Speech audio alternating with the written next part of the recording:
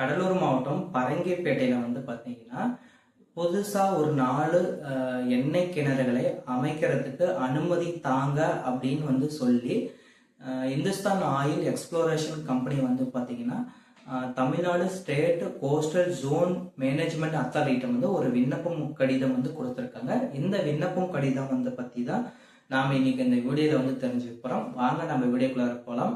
அதுக்கு முன்னாடி நீங்கள் இப்போ தான் வந்து நம்ம மிஸ்டர் பிரதாப் ஸ்டுடியோ யூடியூப் சேனலுக்கு ஃபர்ஸ்ட் டைம் வரீங்கன்னா ஃபாலோ பண்ணாதவங்க ஃபாலோ பண்ணிக்கோங்க, உங்கள் ஃப்ரெண்டுங்களுக்கும் ஷேர் பண்ணுங்கள். வாங்க நம்ம வீடியோக்குள்ளார போகலாம். தமிழக முதலமைச்சர் விஜய் சார் வந்து பார்த்தீங்கன்னா தேர்தலில் வந்து ஜெயிக்கிறதுக்காக அவர் சொன்ன தேர்தல் வாக்குறுதியில் வந்து நாங்கள் இப்போ வந்து ஒரு ரிமைண்டர் பண்ணுறோம்.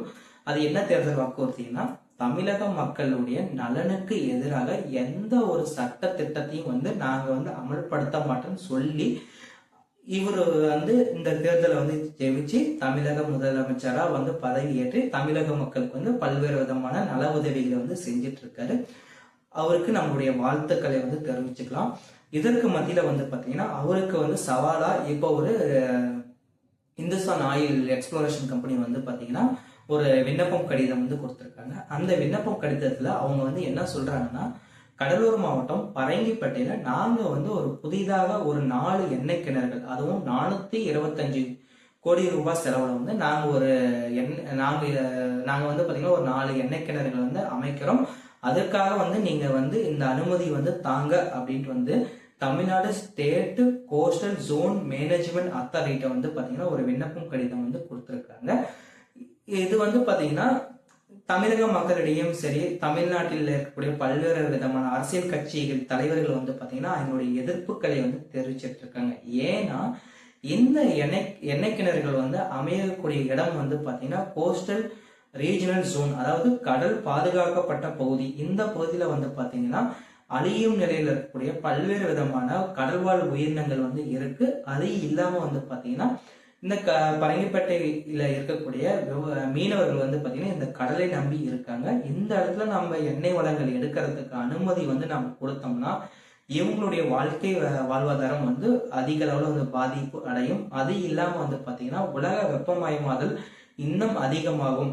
ஸோ இந்த மாதிரி பல்வேறு விதமான காரணங்கள். இது இல்லாம வந்து பாத்தீங்கன்னா நம்ம அந்த கடல் பகுதியில வந்து பாத்தீங்கன்னா எண்ணெய் கிணறுகளை அமைக்கிறதுக்கு வந்து பாத்தீங்கன்னா பல்வேறு விதமான ராட்சத உபகரணங்களை வந்து பயன்படுத்தும், ரசாயனங்கள் பயன்படுத்தும் போது வந்து பாத்தீங்கன்னா அந்த இடத்துல வந்து கடல் மாசு வந்து ரொம்ப அதிக அளவு ஆகும் அப்படின்னு காரணத்துக்காகவும் வந்து பாத்தீங்கன்னா இயற்கை ஆர்வலர்கள் இவங்க எல்லாருமே வந்து பாத்தீங்கன்னா இந்த விண்ணப்ப கடிதத்தை வந்து பாத்தீங்கன்னா எதிராக வந்து அவங்களுடைய கருத்துக்களை வந்து தெரிவிச்சிட்டு இருக்காங்க.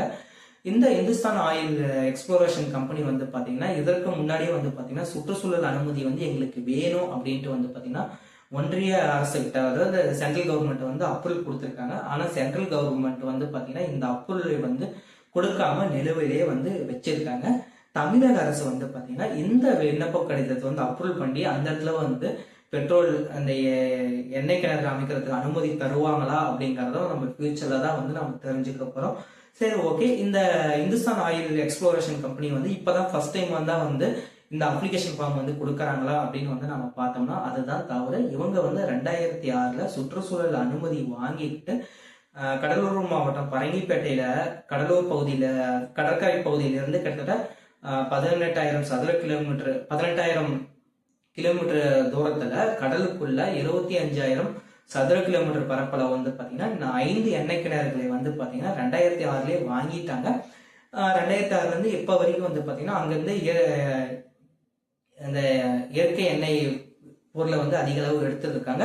இப்ப வந்து அந்த இடத்துல வந்து பாத்தீங்கன்னா இந்த எண்ணெய் வளங்களை வந்து தீர்ந்துருச்சு. அதனால வந்து நாங்க இப்ப வந்து மறுபடியும் வந்து ஒரு 4 கிணறுகளை அமைக்கிறதுக்கு எங்களுக்கு அனுமதி தாங்க அப்படின்ட்டு வந்து இப்ப வந்து ஒரு விண்ணப்பம் கடிதம் வந்து கொடுத்திருக்காங்க. சரி, ஓகே. இப்ப தமிழ்நாடும் சரி புதுச்சேரியிலும் சரி இந்த இயற்கை எரிவாயு, அதாவது பெட்ரோலியம் சார்ந்த ப்ராடக்ட் வந்து எங்கெங்கெல்லாம் இருக்கு அப்படின்னு வந்து நம்ம பார்த்தோம்னா கிட்டத்தட்ட எங்க ஆவரேஜா வந்து என்ன சொல்றாங்கன்னா, இப்ப வந்து இந்த கடற்கரை பகுதியிலிருந்து ஆழமற்ற கடற்கரை பகுதி கிட்டத்தட்ட வந்து பாத்தீங்கன்னா ஒரு 35,000 சதுர கிலோமீட்டர் பரப்பளவையும், ஆழமான கடற்கரை பகுதியில வந்து 95,000 சதுர கிலோமீட்டர் பரப்புல வந்து பாத்தீங்கன்னா இந்த இயற்கை எரிபொருள் வளங்கள் வந்து அதிக அளவுல இருக்கு அப்படின்ட்டு வந்து பாத்தீங்கன்னா ஒன்றிய அரசின் எரிபொருள் அமைச்சகம் வந்து சொல்லியிருக்காங்க. ஓகே. இப்ப வந்து பாத்தீங்கன்னா இந்தியாவில வந்து பாத்தீங்கன்னா இந்த இயற்கை எரிபொருள், அதாவது இந்த பெட்ரோலியம் சார்ந்த ப்ராடக்ட் கடற்கரையிலிருந்து எடுக்கிறத வந்து என்ன கம்பெனின்னு வந்து நம்ம பார்த்தோம்னா வேதாந்தா, அதுக்கப்புறம் வந்து பார்த்தீங்கன்னா அந்த ரிலையன்ஸ் கம்பெனி, அதுக்கப்புறம் வந்து பார்த்தீங்கன்னா ஓஎன்ஜிசி, இதுக்கப்புறம் வந்து பாரத் பெட்ரோலியம், இவங்கெல்லாம் வந்து பார்த்தீங்கன்னா இந்த இயற்கை எரிவாயுகள் வந்து பார்த்தீங்கன்னா கடற்கரையிலிருந்து எடுத்துட்டு இருக்காங்க. இந்த வீடியோ தொகுப்பை பற்றி நீங்கள் என்ன நினைக்கிறீங்க அப்படிங்கிறத கமெண்ட் பாக்ஸில் வந்து தெரிவிங்க. நாளைக்கு நம்ம இன்னொரு சுவாரஸ்யமான இன்ஃபர்மேஷனோட வந்து பார்க்கலாம். Thank you so much friends.